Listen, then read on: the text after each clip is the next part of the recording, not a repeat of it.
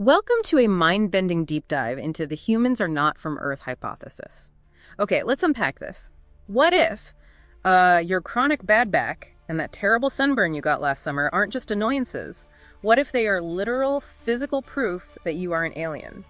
We're taking a look at a synthesis of astrobiology and theology today, claiming the mythological Eden is actually a scientifically identifiable exoplanet. Yeah, it is a pretty radical proposition, to say the least. And just to be clear up front, our mission today is to objectively examine the physical, astronomical, and ethical claims of this exogenesis theory without taking any sides. We are just exploring the evidence provided in the source material to see what it tells us, about our place in the universe. Right. We are totally impartial here. So to find our true home, we first have to look at how our bodies seem to fail right here on Earth. I mean, evolving on Earth but constantly fighting its environment is like wearing shoes a half size too small your entire life. You get used to it, but it always hurts. Exactly. And what's fascinating here is the Darwinian anomaly of it all. I mean, a species requiring this much artificial protection from its own local environment is highly unusual. Take Earth's 1.0 G gravity, for example. It causes, chronic spinal issues and severe pelvic complications during childbirth. Oh, wow. I didn't even think about childbirth. Right. These issues are virtually unique to humans, which strongly implies our skeletal structure was built for a lighter world. And then you have the sun. Yeah, the sun literally hurts our eyes. We lack the innate UV resistance that native Earth animals like birds or lizards just naturally have. I mean, they bask all day. Plus, if you shut a human in a dark cave, our natural circadian rhythm defaults to a 25-hour cycle, not 24. We are just biologically out of sync with the rotation of this planet. So to alleviate that skeletal stress, the theory calculates we would need a world with about 80 to 90% of Earth's gravity.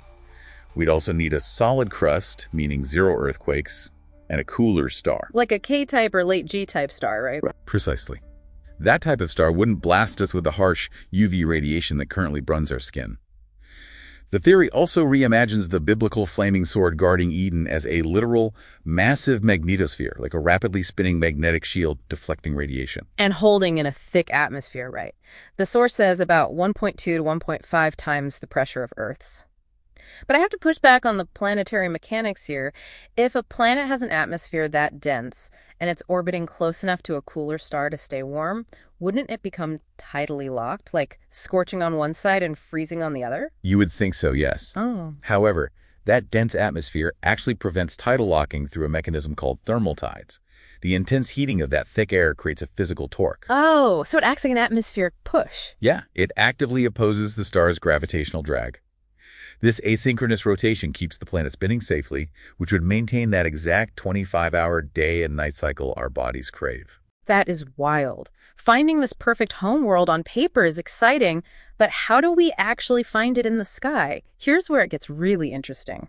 We can actually map ancient mythology to modern galactic coordinates. Right, because ancient texts talk about moving west to approach the divine. Exactly. And in modern astronomy, using right ascension coordinates, west points to the area of space trailing the solar apex. It is essentially the cosmic wake our solar system leaves behind as it moves through the galaxy. And if we connect this to the bigger picture, following that exact westward trajectory leads us right to prime candidates like Tau Ceti, which is just 11.9 light years away. Which has that G8.5 V-star. Right, slightly cooler and older than our sun.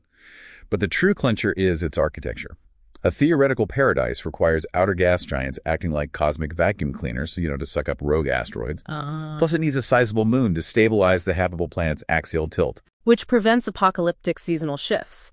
And Tau Ceti has exactly that multi-planet system. It fits the blueprint and the trajectory perfectly. But matching these coordinates forces a really uncomfortable realization. It really does. If we actually belong over there in Tau Ceti, it raises an important ethical question about our presence here on Earth. It implies humans are essentially an introduced invasive species. Yeah, it completely flips the narrative of human dominance into a narrative of human alienation. Exactly. And looking impartially at the theory's ethical framework, our extractive industrialization, burning oil and tearing up the ground just to simulate our natural habitat, is viewed as an ecological sin. The idea is that the true sovereigns of Earth are its native animals. Because they adapted naturally without destroying the place. Yeah. So what does this all mean for you listening? It challenges you to view your own environmental footprint through the lens of an extraterrestrial visitor. Maybe Earth hurts because it was never meant for our feet. But it leaves you with a haunting question to ponder. And it is quite a question. If humanity ever builds ships to successfully return to Tau Ceti, would we arrive as returning natives? Or have we changed so much over millennia that we'd just become an invasive threat to whatever ecosystem exists in Eden today?